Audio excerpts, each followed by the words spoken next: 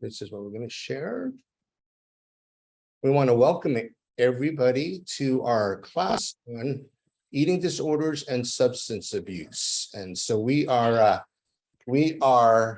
really blessed to have Johanna Dong, and she deals with eating disorders, and we did this class, I think 16 years ago, or maybe 10 years, 12 years ago. Yeah, and it was fantastic, and I couldn't wait for Joey to do this again. And after that, the second part is going to be on the area of substance abuse. We're going to make that a little bit shorter because I want to give Joey enough time. But let's open up in a word of prayer. Our precious Heavenly Father, we know that we are living in a day where our children and our youth are really struggling with who they are. We have a media that's sending confusing messages, and Father, we know that they struggle to find their identity, being created in the image of God, being loved by the Lord Jesus Christ, even on the cross, and being used by the church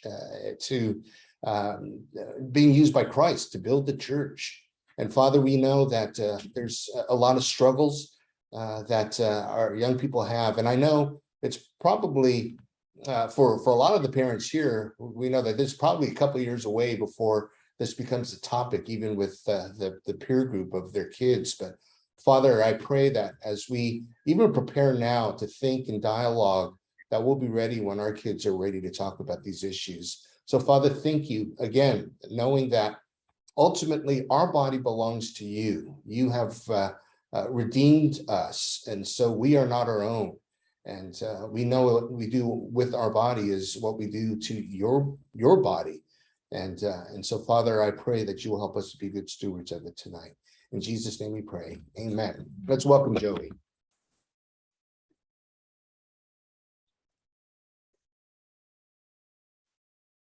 Okay. Well, thanks for having me. I'm gonna do this old school. Oh, I gotta look here too. Okay.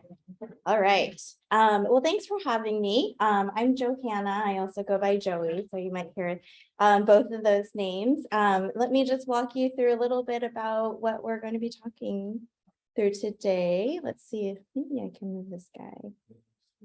Oh, this way? Oh, or should I just move it? I think I don't have too much going on the list. Sorry. Okay. So just brief introduction, kind of laying the foundation. Yeah. I think if you click the single bar in the upper left corner, it'll become really small.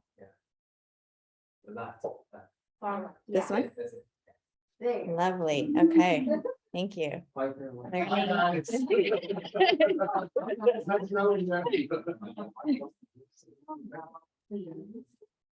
All right, so just laying the foundations a little bit. So a little bit about me, defining the eating disorders in the framework of normal eating, function of eating disorders, why, right? And then I wanted to make this very practical. So, you know, we did this about 10 years ago. I think, you know, I had a 3-year-old at that time and maybe a newborn. And so now in the throes of motherhood, I look at this presentation a little bit different, and just even in my treatment, I do take a very motherly approach. And so what I thought, you know, what would I want to know if I was coming to a session like this? I would want to know, what are my red flags, right? So hopefully can talk through some of those. You know, I want these, and happy to share the PowerPoint slides afterwards as a resource. You know, if this is something you kind of listen to today and then put it on the back burner, and if there comes a time when you're like, something feels a little wrong with my kids or someone I love, this can be a resource for you. And then next steps, you've identified some signs, now what do I do? And then just some additional resources for you. Okay, so just a little bit about me. I'm a registered dietitian by trade. I work at Stanford. hospital, but I've been specializing in the area of eating disorder treatment for about 17 years now. I do the span of inpatient hospitalizations as well as outpatient eating disorder programs. I did that for a number of years, and then I'm in private practice exclusively treating eating disorder patients. So to lay the framework, because I get this question a lot, even with medical providers, where the span of eating is kind of confusing. And I think especially in this day of age of diets and food trends and fads, what is normal eating, right? So if I were to define normal eating, it's a healthy relationship with food. There's variety, there's flexibility, there's eating for celebrations, and then there's kind of regular eating. You're eating when you're hungry, you're stopping when you're full. There's no extremes, so there's no extreme kind of emotions tied to food. Sometimes we eat when we're a little sad. That's not, I don't have an eating disorder, right? That's okay. But it's when it's to the extremes, right? There's a lot of emotional distress. That's when we kind of get to the disordered eating and eating disorder. In the middle, disordered eating. So this is, maybe we all know someone who's like this, someone who might be on a diet or always dieting or following the latest food fads. Maybe it's had more emotional eating, but it doesn't interfere with their lives in a regular way. Maybe it's a little spotty. It's not in a really kind of obsessive way where it's interfering with regular lives. Where we get to the branch of eating disorders or to the level of eating disorders, that's where we're starting to see increasing in frequency and behaviors. So it might be the behaviors, restricting, it might be behaviors of purging, compulsive exercise. It's the increase of those behaviors, not only in their intensity, but also their frequency. So many times during the week or many times during the day even. The thoughts are very consuming, right? They're all consuming. And so thinking about food, thinking about calories, planning restrictions, planning binges, planning purges, it kind of takes over their thought process and how they are thinking about how that's going to fit into their life. And then it definitely interferes with functionality. So not only on a very physical level, it can interfere, so cognition and during their basic activities of daily living, but it's also interfering with, they're scared to eat with family or friends. They're missing out on events because of that, or because they're engaging in their behaviors. And so it really starts to interfere with everyday life. So that's kind of the way we think of, diagnosable eating disorders versus kind of the normal intuitive eating and disordered eating. Again, some foundation, we know eating disorders are really complex physical and mental illnesses. And it's kind of this weird dynamic, right? Because we have a group of mental health providers, and then we have a group of kind of like physical health medical providers. I'm sure Shirley's nodding her head, right? And it gets a little confusing because, there's definitely specialties, right? And this set of mental illnesses, what's identified as a mental illness, definitely has physical consequences and definitely has physical components to it. So there's, and we'll talk about this later, the need for this really robust treatment team to identify and treat all of it. We know that it affects all genders, all ages, all races, ethnicities, body shapes, and weights. And so it's not what we used to think of, the thin Caucasian, young girl from an affluent, upbringing. We've seen it all. And so, we've seen 60-year-olds with, late diagnosed eating disorders, we've seen very young, right? We've seen it all. And so, we know there's, people also ask, what influences, right? What impacts or what causes eating disorders? And we don't know, right? There's so many variables to that. There's some research that's, that can study this, but, we do know there's a biological component, obviously a psychological component. We know there's lots of environmental factors as well. And, eating disorder eating disorders, we do know there's, there could be very dire, some reversible Monthly payments required. See store Lowe's. But also, some that are not, right? And some that are actually fatal. So it to be taken very seriously. And, definitely, you guys are all here to and appreciate your attention to this topic. Okay. So the function of eating disorders. So why, right? Why do people have eating disorders? I think a lot of times we think, oh, it's just a diet that's gone bad, right? Like it's a diet, they started out dieting and then it's just got really out of control. And so I'd say probably for maybe 25% of my patients that I've seen, that might have started it, but that definitely wasn't why they were hanging on to their eating disorder. And so some of the common themes we see as to why someone holds on to their eating disorder, why it becomes part of them. It's their attempt to control. That's probably the biggest one I've seen. It's the controlling, how much I take in, how much I can get rid of, how I can control the numbers on the scale. And especially when life feels out of control.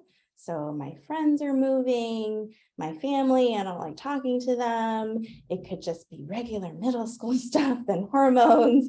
Life feels just kind of out of control and unpredictable. The calories are really predictable. And the number that I see on the scale, that's actually really tangible for me. It's a really kind of simple way that and we see, especially in adolescence, really as a way to control their environment, as well as just form that sense of predictability. I know that I can manage this, something that's very tangible. Sometimes we see this identity of like, oh, I've always been the good girl or the good boy, and this is my area to rebel against my parents, right? It's just kind of have this food fight with them. It's an area that I can kind of brand myself, and I have this new identity with this eating disorder. And unfortunately has become kind of trendy, right? As some of these dangerous things are, to have an eating disorder and to claim to have an eating disorder. It could be an inability to express their emotions, right? So this is another avenue where someone would latch onto an eating disorder or the eating disorder behaviors in order to express themselves. Also the fear of becoming an adult. So we see this a lot of times with our adolescents and our teenagers, where, if I stay this certain body size and I stay small, I'm not going to grow up. I'm going to look a certain way. And so this fear of taking on responsibility and being an adult and all those things that an older person's body would represent. And so reducing their size to do that or to accomplish that. Okay, so creating kind of an identity. It could be a form of self-harm.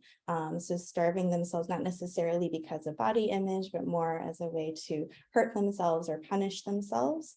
And, at the very basic level, just a way that they're saying help. It just, and I have to say that's for a lot of our adolescents, and surely you probably see too, right? With your patients is, just this way that the only thing in their hands that they feel like they can communicate with their parents is by engaging them in this kind of interaction around my food and my weight. And I've got your attention, mom and dad. This is how I'm crying out for help. Yes, please. I'm so glad you're here. No, I love it. Another one that I've seen is a history of sexual abuse. Yes. Hating their own body. Yes. And also not wanting anyone else to ever find their body Attractive. Yeah. So they Binge. Yeah. Right. Right. It's It's like protection, right? That wall. Yeah, that's also one. Yeah. Thank you. Yes, please chime in. Yeah. Oh, yeah. So Shirley is also here, and psychiatrist, right? Yeah. And so she was mentioning that that another function of the eating disorder is someone who has a history of sexual abuse and who might be binging, maybe, right, to deal with the emotions, but also to kind of create a physical barrier and protection for themselves, not wanting their body to, or others to find them attractive. That's right. Yeah. Okay, so I thought, again, I was going to break down into kind of the top eating disorder diagnoses, like what the textbook says, and then what are our red flags. So this is just a lot of information. Take a deep breath. This is kind of heavy.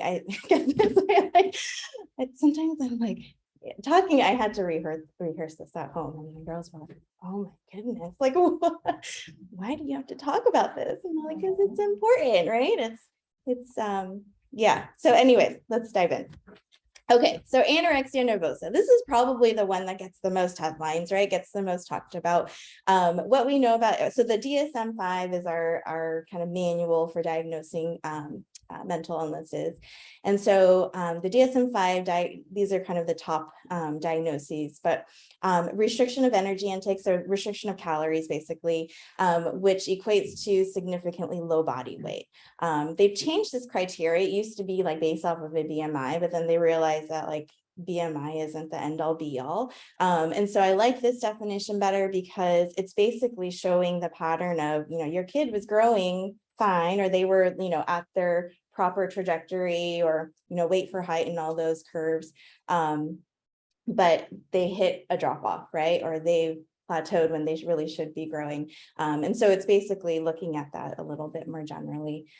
So in the context of their age and their gender, there's this intense fear of gaining weight or becoming fat. There's a lot of body distortion and dissatisfaction. So actually believing that they are, when they're, only 60 pounds or so, that really believing that they look differently, that they're much, much heavier.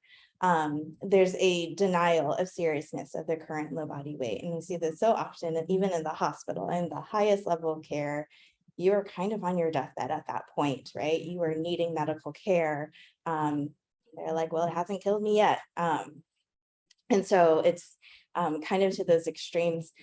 This is where it gets a little confusing, right? So anorexia nervosa can actually have binge eating type and purging type. No, not bulimia. So it's all these other criteria still are met, but with anorexia nervosa binge eating type, there are periods of time where they might have a binge, or they would purge, and so they would kind of do some compensatory behavior to get rid of what they've binged or even just what they've eaten. And so there's those kind of caveats to that diagnosis that's possible. So these are the warning signs. So dramatic weight loss, this is probably, I'd say, what parents would notice first, right? Other people may not notice it, but as parents, you see them all the time. You might notice that they're dressing in really baggy clothes, or preferring more baggy clothes to kind of hide it. Their difficulty concentrating, that's also really common because it affects them pretty quickly. Dizziness, lethargy, just feeling tired all the time, dry skin, feeling cold. That's a result of the weight loss. Preoccupied with weight, with their bodies, a lot of body checking, looking in mirrors, looking, they're reading labels, they're looking at internet sites about food, or blogs, or just different things about nutrition. The sneaky one is rigid healthy eating. They might disguise it as like, I'm trying to be healthier, I'm trying to be vegetarian. And this is where you just start asking questions, right? And like parents always have that sense of like, something's a little fishy, right? Like, are you really a, advocate for the animals? So just, again, kind of, thinking of those things, those kind of questions.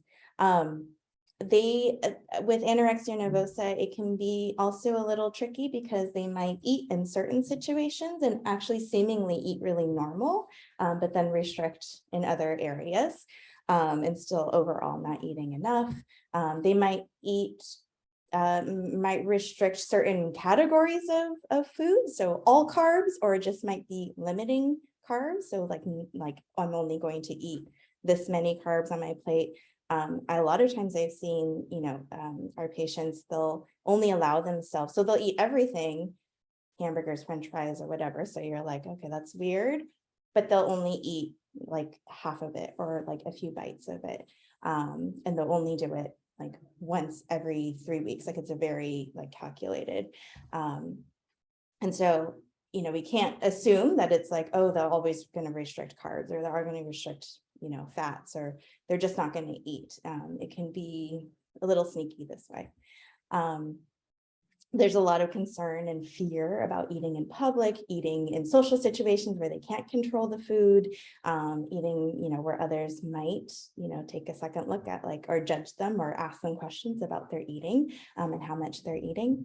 And then one of the purges, or one of the compensatory behaviors can be compulsive exercise. And so we see this commonly with anorexia, just rigid exercise. That's really what it is. So it's exercising when they're hurt, when it's raining outside and you really shouldn't be outside. It's even, exercising when they're tired, feeling sick. It's this compulsion to burn more calories. Okay. And feel free to interrupt if there's questions along the way. Okay, so bulimia nervosa from the DSM-5, basically defined by binging. So a binge is basically eating a large amount of food in a discrete period of time. So it's going to be more than what a normal person would sit down to. It's the sense of kind of lack of control when they're eating. So usually it's pretty rapid, it's very fast, and then eating past uncomfortable fullness. So I get this question a lot. They're like, do I have bulimia, right? Because I go to the buffet and I'm like eating and I'm like way past, comfortable fullness afterwards. And in that case, no, right? That's, not necessarily clinically defined as a binge, right? A binge really will look like an excessive amount. So we're talking about a carton of ice cream plus a bag of chips plus, 3 hamburgers, and it's done rapidly. It's done in secret. It's done like just, it's very clearly defined in a very kind of shameful way. The purge, so the compensatory behavior, is really at a means to prevent weight gain, or that's what they're using it for. So it could be vomiting, it could be laxative or diuretic use, or other kind of diet pills. It could be excessive exercise and compulsive exercise. And then the self-evaluation is influenced by their body shape. So, they hate themselves. I feel, awful. I feel horrible about myself because I weigh this much or I look this way. Yeah. Yeah. One more. The next slide, but is the reason that people binge, is it physical, like they're hungry because they limited their intake, so then they have to like hurry and make up for it, or is it emotional and psychological? So I'd say, so for someone with bulimia, it can be both. So someone with bulimia, I guess the typical picture, what we see, someone with bulimia, they are trying to be really good, right? They're trying to like, I'm gonna stick to my diet. I'm gonna like only eat this many carbs and eat all fruits and vegetables all day.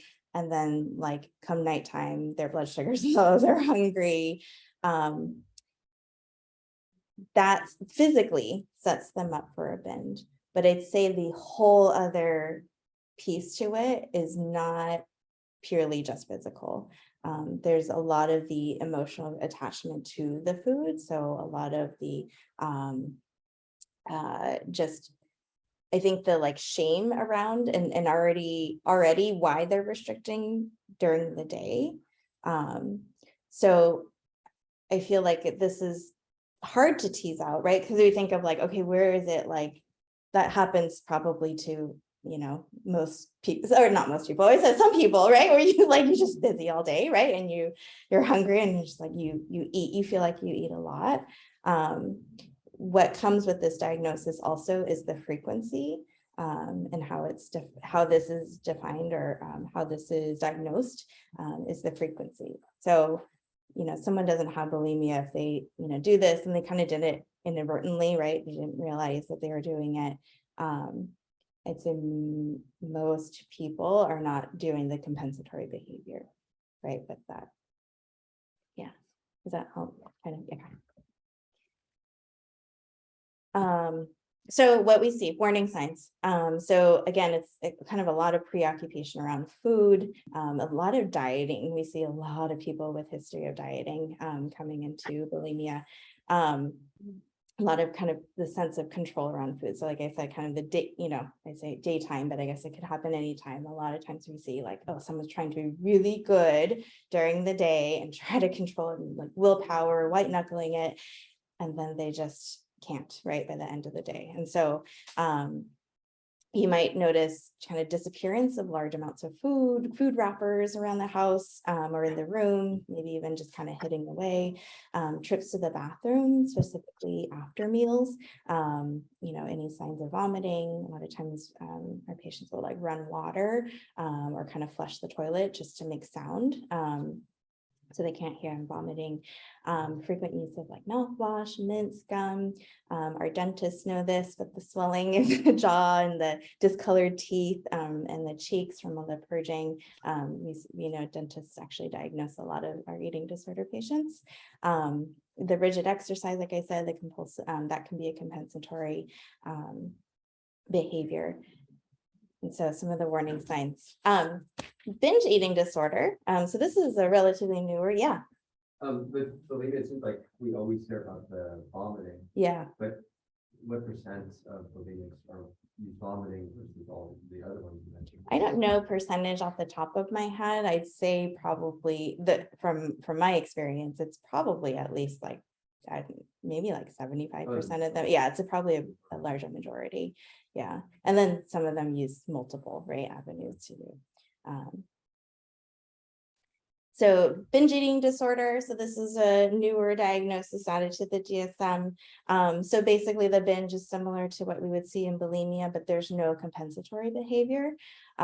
There's really marked distress after a binge. And that's probably the other thing that I would distinguish between someone who like just forgot to eat and ate a lot is, how does that distinguish? Well, there's just this really shameful, just really like deep regret after consuming a lot of food. And again, there's no compensatory behavior. The warning signs similar to bulimia, with the exception of the compensatory behaviors. And a lot of times what we see with binge eating disorder, and I think, I see a lot of patients coming through, they have been referred to me by their therapist for the binge eating disorder, but they really want weight loss, right? They really want to achieve weight loss because with all the binging, they've gained quite a bit of weight. And so, a lot of times what we've seen is that, they may, again, restrict all day and try to be good and follow a meal plan and follow this diet and just feel like they can't control themselves towards the end of the day, when really the treatment is kind of, getting rid of this like diety mentality that's kind of boxing them in to be either being good or bad. It could look like just they're kind of grazing all day and just not being mindful about how much they're taking in. I've had some patients who just eat regularly during the day and then they look forward to their binge at nighttime as a way to self-soothe. The two other diagnoses, and I don't actually work with these kinds of patients too much. Their treatment strategies are a lot different than what I would do with a patient. And so, but I thought were worth mentioning. So ARFID and OSFED. So ARFID is avoidant restrictive food disorder. So that's the refusal to eat or only eating certain types of food or avoiding certain types of food. And usually it's a sensory kind of issue. So, some patients who are only eating one color food or only one texture and can't eat another kind of texture. And usually there's no body image or weight kind of concerns. It is more kind of a sensory tactile. And then OSFED is basically the catch-all for whoever doesn't fit into any of the other diagnoses, or maybe you fit some of the criteria, and that's just kind of the catch-all. So those two diagnoses. Orthorexia is kind of it's not in the DSM-5, but it's kind of coming to trend. And this, I actually see this quite a bit in our older patients. So orthorexia is basically an obsession with healthy and clean eating. I feel like in California, this is like really a big deal. And so this is, again, it's like, oh my gosh, now I have orthorexia. Like, right, every time I go to these conferences, I'm like, I have that. So basically it's an obsession, right? So, and again, when we get to disordered and eating disorders, right, it's to the extreme. So these are the patients who are in the grocery store for hours reading labels, reading nutrition labels, they're reading ingredient lists, they are on their, computers, reading food blogs and nutrition, articles, just they're kind of pouring themselves into this healthy or clean or pure kind of ingredients. There's a kind of a high level of distress when they aren't eating that way. So, or when their food is not available to them. So their safe foods aren't available. And usually there's no body image issues here or weight concerns. They could very well be of normal weight, although a lot of times I'm seeing low body weight patients coming in because they have narrowed their pool of foods down so little. And so again, this is not, I don't typically see this in younger adolescent. I'm actually seeing this a little bit more in like our 40, 50, 40-year-old, 50-year-old patients. So all right, so that was a lot.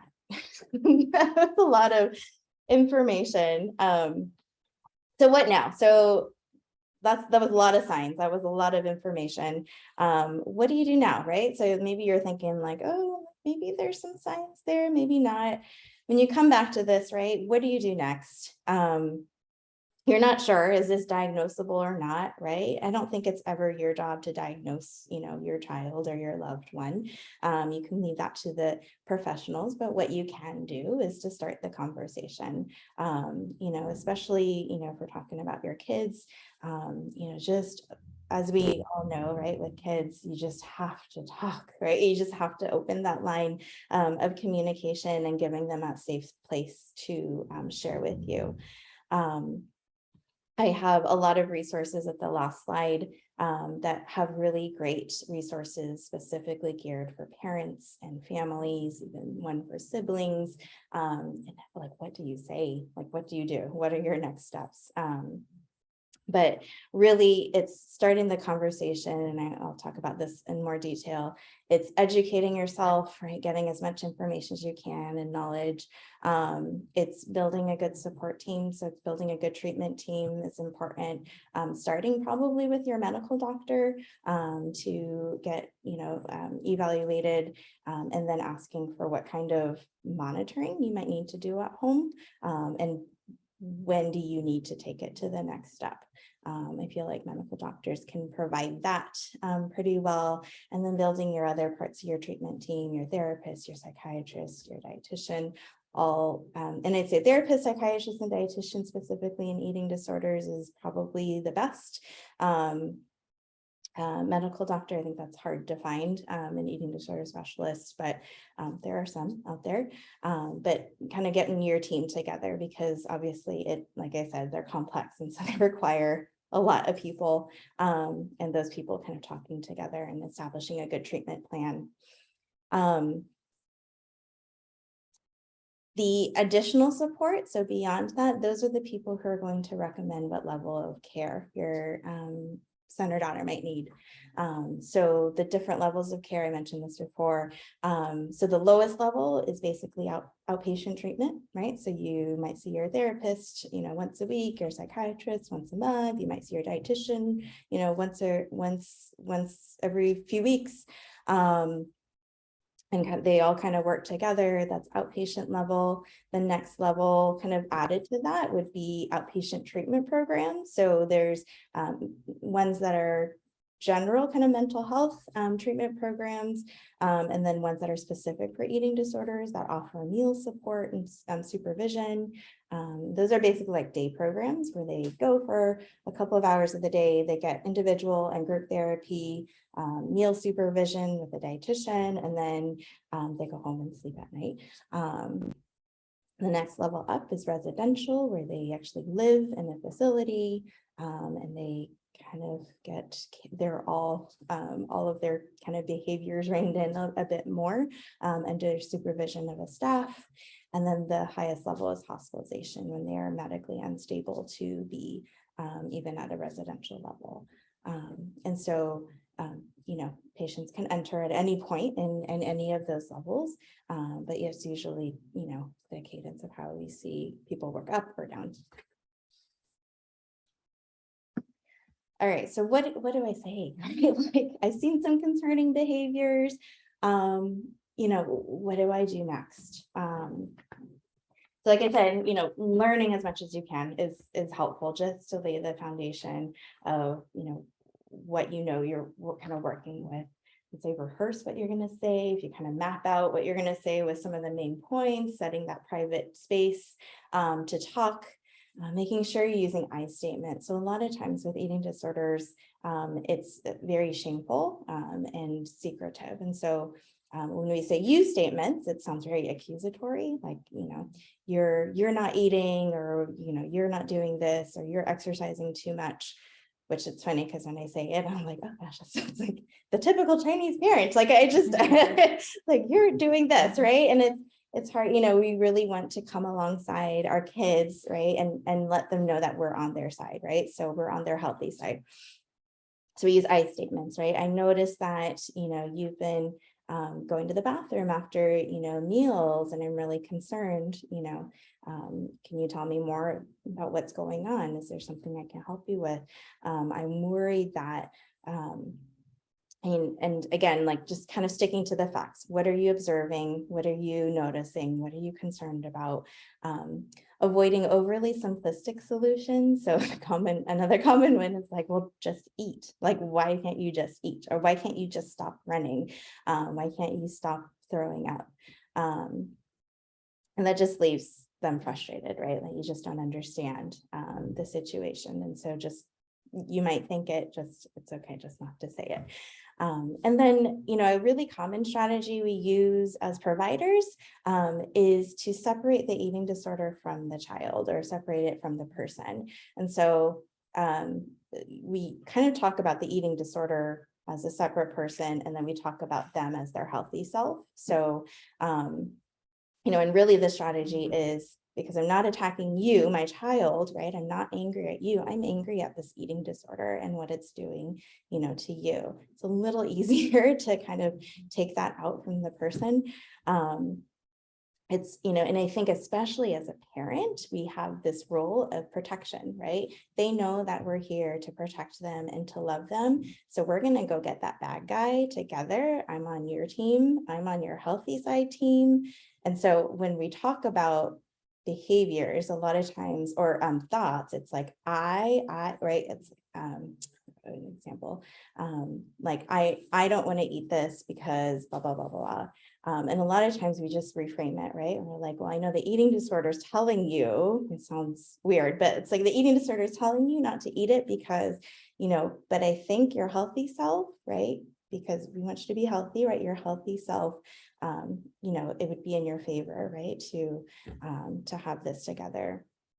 I think with,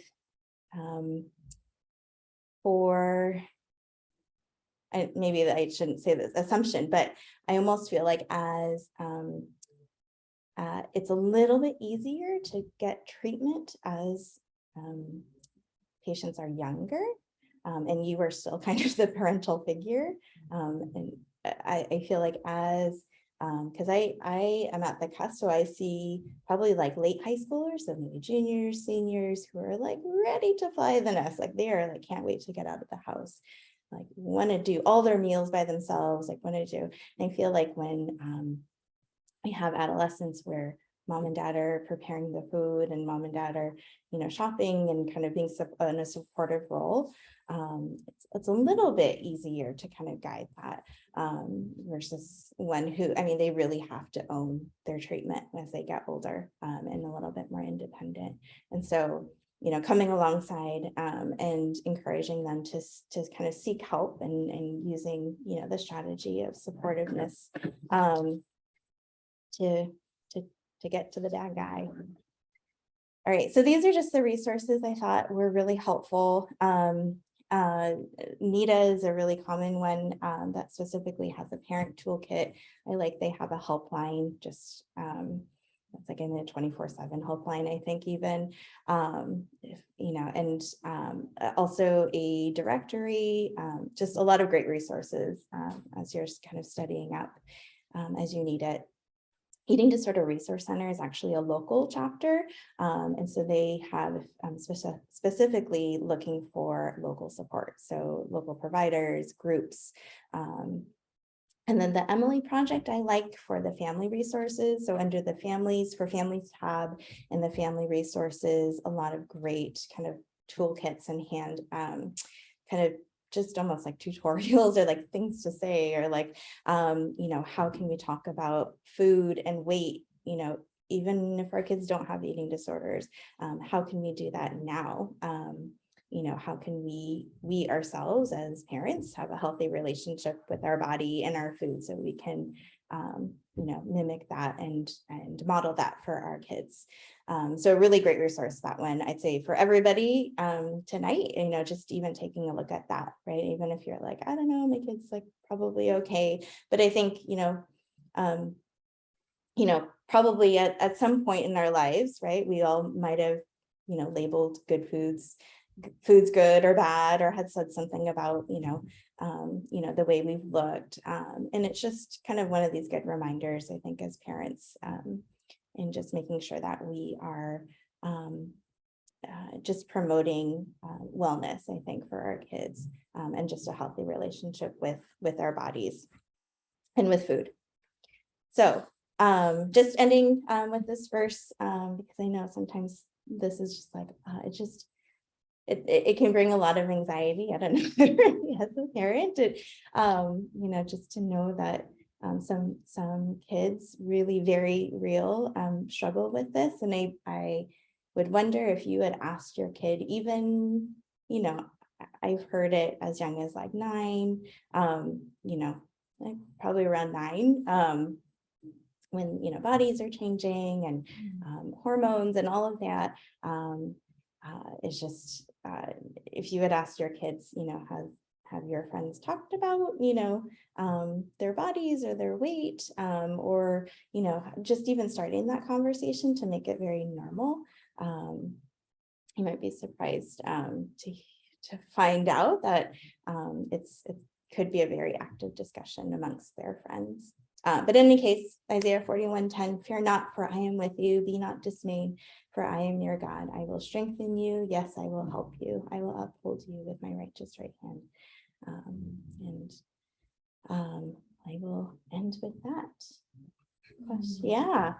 Any Any questions? How often do people with one of these disorders also have other? Sorry, say it. The How last often do part. people with one of the eating disorders Yeah. also have other psychiatric like obsessive compulsive? Oh, yeah. So anxiety and depression are huge. I would say, I don't know if I know any of our eating disorder patients who don't have one of those. Now, I mean, with like the chicken or the egg, right? So I think, we know that with malnutrition, right, and just the lack of nutrition to the brain, right, that could be, definitely worsening anxiety and depression. But that's probably the biggest one I've seen. OCD, some, not as common as you would think. maybe a little bit more for like ARFID. But I'd say anxiety and depression. A lot of times we're getting patients in the hospital for a suicide attempt, compounded from their eating disorder. So they're just struggling so hard with their eating disorder. They have made an attempt to suicide. So yeah, that's probably the top two.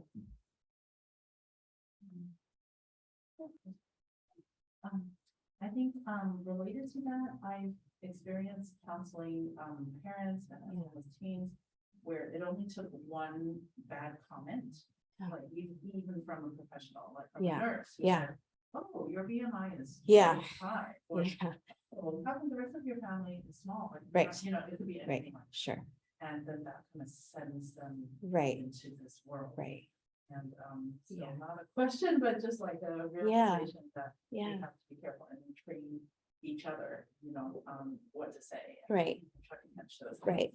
Because a lot of times it's from like not done maliciously, Right, right? It's yeah. not done in a bullying way or yeah. not, and you're right, from medical professionals, sometimes that's even worse, right? Yeah, And and I've had a mom friend. Yeah. Who said to her daughter, oh, I love your cute little chubby Yeah. cheeks. yeah, You know. and, Yes. "Oh, you still have your chubby cheeks. Right. And that was enough to right, go into it. yeah, yeah, Be mindful. Right. Help each other. be mindful, right. you know, Not Commenting on like, physical "Look," appearance, yeah, yeah. The Chinese, Yes. story. We get that all the time. Right, Like, yeah. We go to my parents' banquet and all the uncles and aunties, oh, you're fat, you know, and nobody wants to hear that. Right. you know. Yeah. Yeah, and it's okay. I mean, we've had to say this. I mean, we've had to say, and I guess, you know, we've had to say this. It was more comments from a family member to one of our daughters, and we're like, that is not okay. Right. Like, I am not okay. I don't care who you are. And I mean, in a respectful way, of course, but I was like, that's stepping over the line. Like, no, I said, that's, you know, it's never okay to comment about someone's like physical appearance, right? I was like, she's healthy. Her doctor thinks she's healthy. We're good. We don't need to talk about it anymore. So, I'm wondering, since the pandemic, you've seen a huge jump in your growth. yes and no. I feel like treatment's hard to do online, right? A lot of places shut down. Or it's a little easier to fly under the radar. I'm not quite sure which one was like, if like, because a lot of times we do see an influx like during Christmas break, during the breaks, when kids come home, their parents are like, what in the world happened to you? You need treatment. We see pretty large influxes then. I don't know if we definitely saw a lot more inpatient. And talking to my therapist friends, it wasn't necessarily more outpatient. So I'm not sure what led to that. That's Yeah. very, that's very. Yeah, did you? In my practice. Yeah. You notice this specifically. Really? Yeah, And I believe that that's reported. in Yeah. the Literature. Yeah. If you look at some reason. Yeah. yeah, Hmm. That was just- yeah. About at what age does it start? If it's any age, I feel like where we tend to see it start is usually with adolescents. So it's usually kind of stemming from the body changing, particularly for, I'd say more so for girls younger. So like body changing, just more self-aware of appearance, maybe more influence from peers, like paying more attention to that, maybe more social media at that point. So definitely young. I mean, we're seeing it younger and younger, just for more exposure, I feel like, to other influences. Something like that. So, like, for athletes, sometimes they're asked to lose weight, otherwise they can't. Right, participate. compete, yeah, Yeah. So Yeah. What do you recommend? yeah. for that? So that's tricky. So a lot of times it is, I mean, it's across the board, right? There's certain sports, right, that are notorious for that. And we typically see a lot more eating disorders coming out of that, right? Because they're really desperate to lose that amount to make the weight. It really comes from higher up, right? That, you know, adjusting those weight limits. Yeah. And again, it's, there's ways to make weight without drastic measures, but it's not going to be one of these overnight fixes. And so I think it really has to come from the top down, right? And this is, I mean, just a little bit higher up, right? If the organization is requiring, right, these certain weight limits, and then seeing that their kids are doing these extreme things, right, to make these weight limits, there has to be global change around it. So it's it's sad, right? I mean, dancers, right? There's just so many avenues where that, like the shape of the body, right, is, you know, there's sometimes just physically that body is not meant to be that shape or that weight. And to get it to be at that point, you have to do something really drastic, like an eating disorder. So, yeah. Yeah, sure. Sorry. It's okay. One, I'm also curious, have you seen a big increase in males? Yes. In the last 5 years? Yes. So that is definitely. Yes. a sign. Yeah, for sure. Okay. And all, like at first I think we were seeing it a little, or I at least was seeing a little bit more with like binge eating disorder. Uh-huh. But then it definitely was, and we're seeing this a little bit more with the I LGBTQ. was just gonna Yeah. ask, is there Yeah. a correlation with? We see that with like anorexia, yeah. And two, there's a question about comments. TikTok, have they been talking about TikTok with you?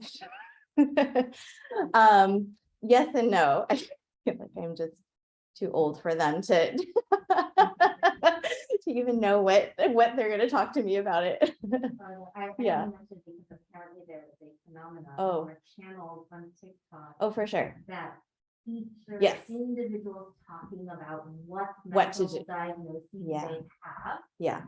And like really encouraging people to self-diagnose and so it's Yeah. like spawning Oh, for sure. more children or adolescents, right? Yes. Think that they have all Yeah. these mental Yeah. illnesses and probably spawning the. Yeah. So there's definitely there's websites, so they call them pro-ana websites. They're like pro eating disorder websites. So it's Yeah, people yeah. who share, what they do to lose weight, what they eat. They share pictures of themselves. It's like just kind of a show off, a game. Those have been around actually for a while. So I can't imagine on TikTok, and there must be, right, just many more people who are doing the same. Yeah. My kids must be reading the websites, but it's my kids, they so often at dinner time, like grandma cooks all this good stuff. And I cannot believe how often I see what's they're eating. This is a bowl of rice. And I mean, they're picky eaters, but wow, you know, and so often at dinner time, they just want to eat rice. This is what eat rice. Of course, you know, we'll go to McDonald's every day. But I mean, you know, is that an issue? How do you deal with that? Yeah, it's there's a couple of specialized I'd say like therapists, they're probably therapists, I think, who deal with like picky eater, where it's not like an eating disorder, right? But it's like really kind of extreme picky eating. Again, where it's like walking that line of like, you know, maybe getting some help and coaching with that, like how to introduce like new foods and how to get, you know, your kids to try things and that kind of, because that's pretty common actually. Yeah. So I don't know if I get too tied up in diagnosing them, right? But maybe just seeking some practical help. I can talk. There's one I'm not thinking of her name right off the bat. I don't know if you know. There's she's a feeding therapist, and so she like, but I don't know how extreme. Like it's she does have good resources though on her website, so it might be helpful. I know. She was kind of, right? Because she actually deals a lot with kids. And so with similar picky eating. But at their think of ages right now, because it's 9 and 8, is that something to be worried about or is it not yet?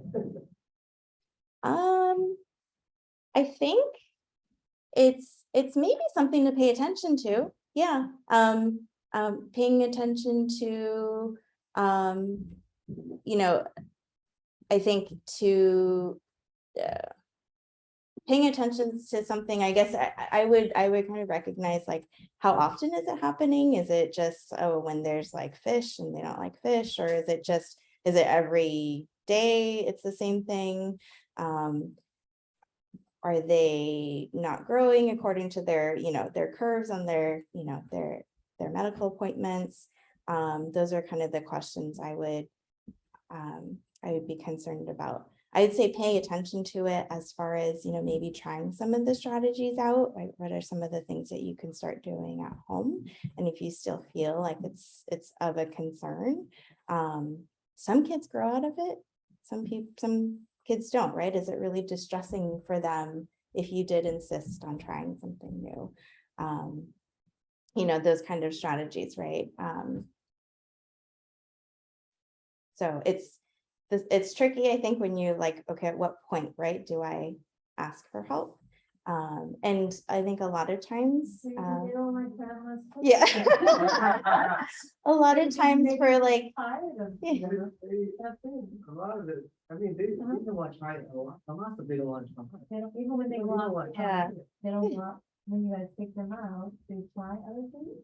When we go out, it's the same thing, a lot of times they don't want to try it. so it might be worthwhile to get just an evaluation, right, from a professional. I mean, I think if you try What- some of what- the what are you strategies. Not me. Yeah. Here's a question from one of our Yeah. family. Says, has Johanna ever come across any food allergy kids who have developed eating disorders due to needing to eat certain foods on a daily basis as part of their food allergy treatment program?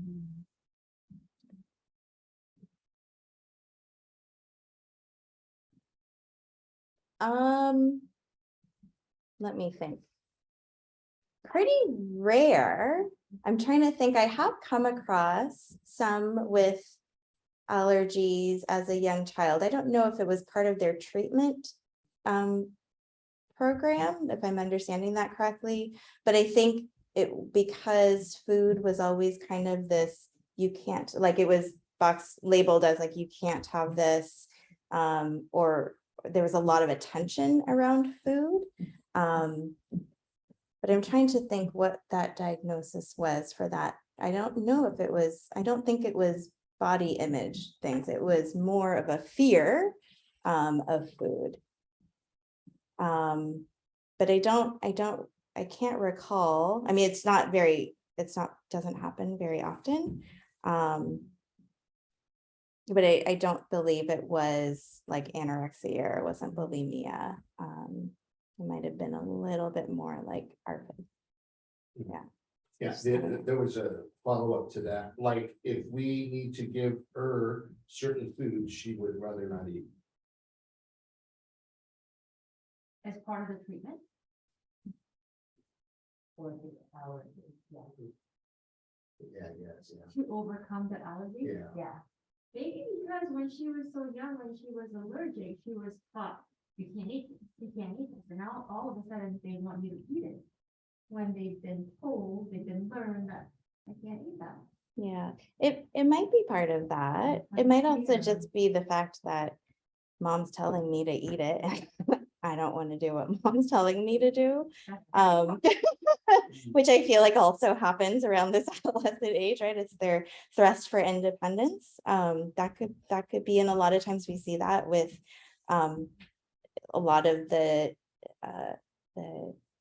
relationship between mom and child is strained, especially because it usually centers around food.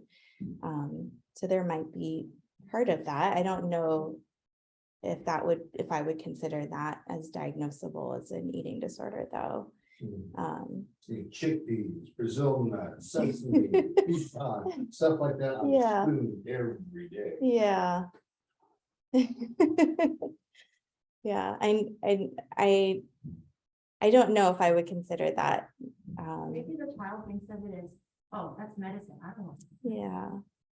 I'm just tired of it. Yeah. I kind of have a idea for Robert's question as well as this online person. Because I've also talked to moms whose kids have that other category you said, which. is Yeah, the sensory. ARFID, yeah. Yeah, so some kids, they can't tell you because they don't understand what a sensory or a texture is. But you have to help them know, like, oh, peanut butter is mushy, like, and then what is another mushy food? Oh, mashed potatoes, and then Mhm. steak is a chewy, food. What's that, you know, and then you kind of help them understand the Yeah. categories, and you ask them the pictures. Which one do you like? Which one do you not like? Or why?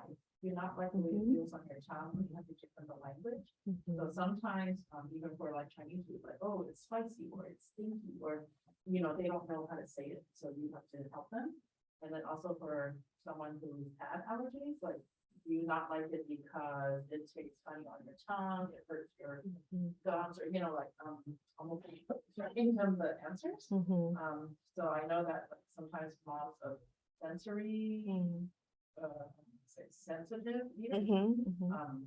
as they grow up, they continue to be Yeah. sensitive and not want to try anything until you introduce like something in that category that they like, or you put honey in it. And, oh, you don't like oatmeal because it's bland. Let's try it with, honey, or, you know, whatever. Yeah. Play with your food. Yeah. Yeah, and this is really where the feeding therapist Yeah. can be really helpful, right? Because this is all that they do, right? Is addressing what's the underlying pieces to why they're not trying something new. You know, so it's, let me look up what that, it's on the tip of my tongue. I'm thinking of one name, but I'm not sure if that's the right person. And I can share that also. But anyway, the Yeah. Inquirer was glad that you haven't heard of it that often. Yeah. Okay, all right, thank you. It's absolutely tremendous. You know, we want to walk the journey with you. We're going to take a 5-minute break. We're going to come back and just spend 15 minutes on substance abuse. All right, so let's take a little break, and you guys, you can stay on, and you know, and then I'm going to change shows. That's basically what we're going to do.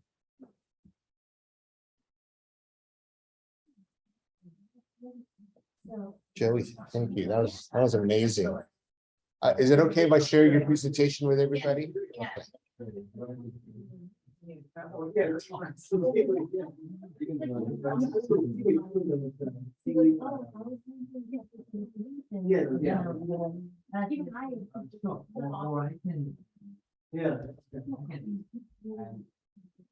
Like when you eat, you have so many.